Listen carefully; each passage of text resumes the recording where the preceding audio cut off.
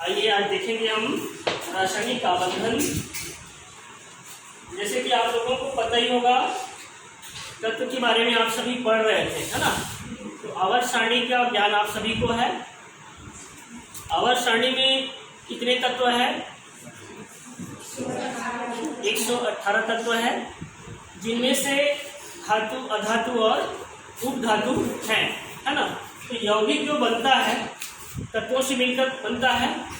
यौगिक की परिभाषा आप लोगों ने पढ़ा होगा, दो या दो से अधिक प्रकार के तत्वों से मिलकर यौगिक बनता है, ठीक है। तो यौगिक ऐसे नहीं बनता। रासायनिक आबंधन जो बोलते हैं उसमें आयनिक बंध और सहसंयोजी बंध, इस तरह से बंध बनता है। दोनों के बीच में एक बाउंडेशन होता है, आयनों का आदान प्रदान होता है, इसी तरह से यौगिक का निर्माण होता है। तो आज हम देखेंगे आयनिक बंध। वास्तव में आयनिक बंध क्या है, उदाहरण के माध्यम से आपको बहुत अच्छी तरीके से, सरल तरीके से समझाने जा रहा हूँ। जैसे हम उदाहरण लेते हैं सोडियम। सोडियम का परमाणु क्रमांक कितना है? कितना है? 11 है।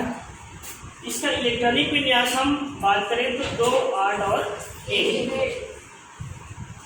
क्लोरीन का परमाणु क्रमांक कितना है? 17। इनका इलेक्ट्रॉनिक विन्यास होगा 2, 8 और 7। एक चीज यहाँ पर ध्यान देना है, जो आयनिक बंध होता है वो जो इलेक्ट्रॉनिक विन्यास होता है, उनके अंतिम कक्ष में जितने इलेक्ट्रॉन होते हैं वे ही भाग लेते हैं।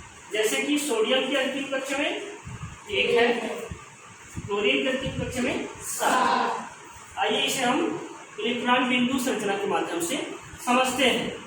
जैसे सोडियम का हम देख रहे हैं, पहले कक्ष में अधिकतम इलेक्ट्रॉन 2 होते हैं के कक्ष में। एल की हम बात करें तो 8 इलेक्ट्रॉन। एम कक्ष में 1 है, क्योंकि अंतिम कक्ष में 1 ही है। आइए अब देखते हैं क्लोरीन। क्लोरीन के अंतिम कक्ष में कितने इलेक्ट्रॉन है? 7 है। यहाँ पर सोडियम के अंतिम कक्ष में 1 है, क्लोरीन के अंतिम कक्ष में 7 है। यहाँ पर सोडियम दाता होगा, है ना, 1 इलेक्ट्रॉन का क्या है, क्लोरीन को प्रदान करेगा। और क्लोरीन क्या है? ग्राही है, क्योंकि 1 आयन इनसे ग्रहण करता है।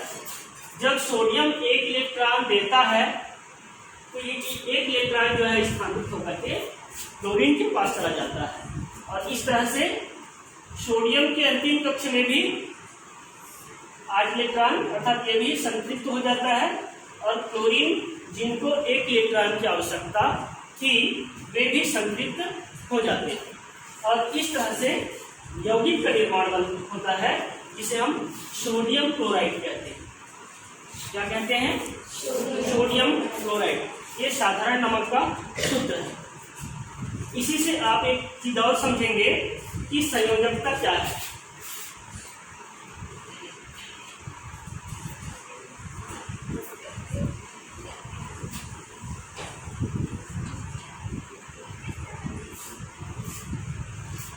यहाँ पर संयोजकता महत्वपूर्ण टॉपिक है ये।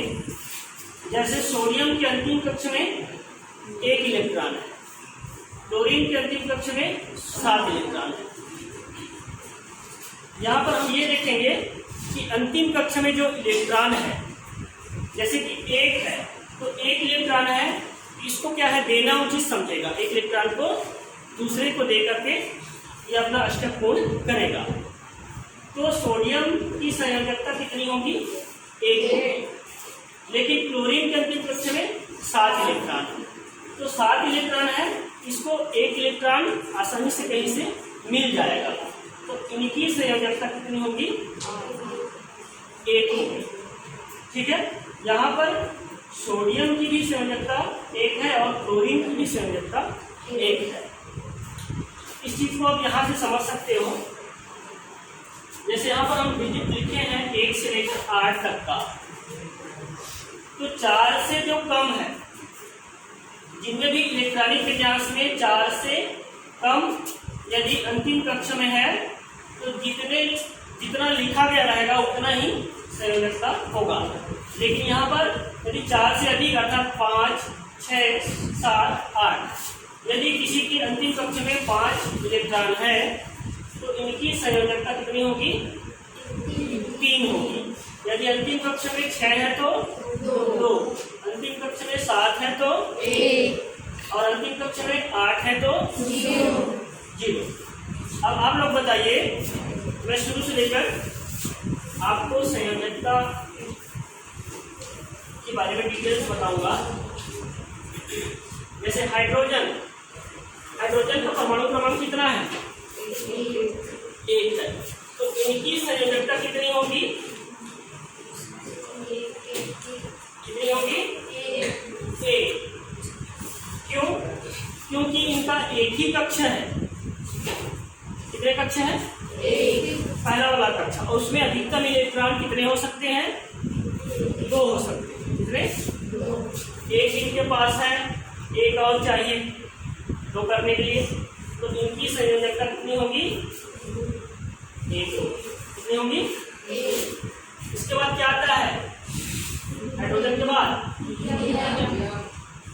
हीलियम। इनकी परमाणु क्रमांक कितना है? 2। तो इनकी संयोजकता कितनी होगी? कितनी होगी? 2। क्यों? 2 और 2 4 हो जाएगा। 2 है और कोषपूर्ण है, 0 होगा। 0 होगा। उसके बाद क्या आता है? लिथियम। इनके अंतिम कक्ष में कितने इलेक्ट्रॉन है? 1 है। तो इनकी संयोजकता कितनी होगी? 1 होगी। कितनी होगी? 1। क्योंकि कम है इसके पास, है ना, ये देकर के संतुष्ट हो जाएगा। ठीक है। लिथियम के पास क्या आता है? बेरिलियम आता है। इनका परमाणु क्रमांक कितना है? 4 है। इलेक्ट्रॉनिक विन्यास कितना होगा? 2 और 2 होगा। ठीक है। अंतिम कक्ष में कितने इलेक्ट्रॉन है? 2 है। तो इनकी संयोजकता कितनी है? 2। इधर बताया हो ना। अगला क्या है बेरिलियम के बाद? बोरान। चलो इसकी संयोजकता बताओ। क्या होगा? 3। कार्बन का बताओ। कार्बन का कितना है? 4 होगी। ठीक है। 4 और 4 8। नाइट्रोजन का बताइए।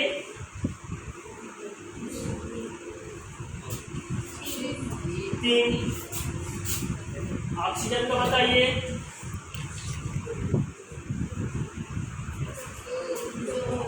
2। ठीक है। क्लोरीन का बताइए। 1। नियान का बताइए।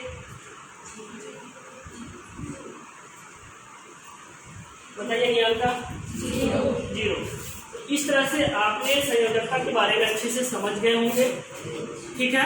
तो इसके लिए सबसे पहले आपको परमाणु क्रमांक ज्ञात होनी चाहिए, है ना, और इलेक्ट्रॉनिक विन्यास भी निकालना आना चाहिए, तभी आप संयोजकता के बारे में कॉन्सेप्ट आपका क्लियर होगा। यहाँ से प्रश्न आना ही आना है, बहुत ही महत्वपूर्ण प्रश्न है। आगे आप 10वीं में जाएंगे और हायर सेकेंडरी में जाएंगे, कॉलेज में भी, जहाँ भी जाएंगे इनकी महत्वपूर्ण आवश्यकता होती है। और आयनिक बंध, और कल हम देखेंगे सहसंयोजी बंध। तो आयनिक बंध के बारे में आप सभी को समझ में आ गया अच्छे से? चलो ठीक है।